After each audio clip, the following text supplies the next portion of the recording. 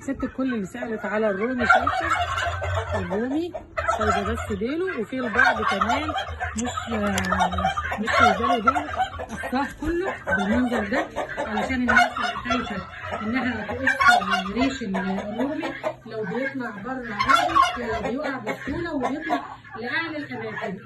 الرومي عندي مطلع مرة واثنين وثلاثة وقصيته.